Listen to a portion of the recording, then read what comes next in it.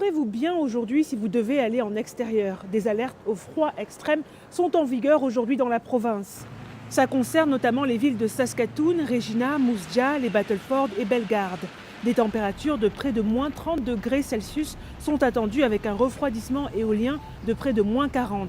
Le froid extrême devrait persister jusqu'à samedi, puis s'atténuer dimanche, selon Environnement et Changement Climatique Canada.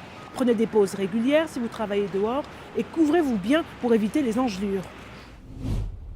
Le PDG des Rough Riders est revenu sur l'année 2024 de l'équipe dans une entrevue accordée à CBC.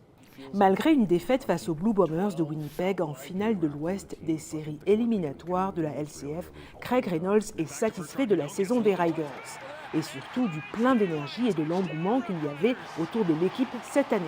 Craig Reynolds est surtout satisfait de la progression du vert et blanc sur le terrain. Il a notamment souligné la meilleure discipline de sa formation qui a grandement réduit le nombre de pénalités obtenues.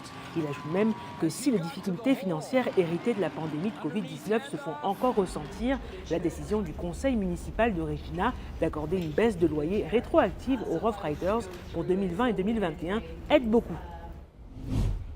Surveillez bien votre boîte aux lettres si vous êtes propriétaire en Saskatchewan car vous devriez bientôt recevoir les dernières évaluations foncières. Regina a déjà publié ses estimations préliminaires sur le site web de la ville. Saskatoon est en train de finaliser tout ça et prévoit une publication début 2025. La réévaluation des propriétés a lieu tous les 4 ans et sert de balise aux municipalités pour déterminer le montant de l'impôt foncier que vous devrez payer. L'évaluation foncière prend en compte des détails comme la taille, l'emplacement, le type et l'âge de votre propriété pour déterminer sa valeur imposable. Voilà, c'était vos nouvelles du jour. Pour suivre l'actualité, téléchargez notre application Radio-Canada Info ou consultez notre site web.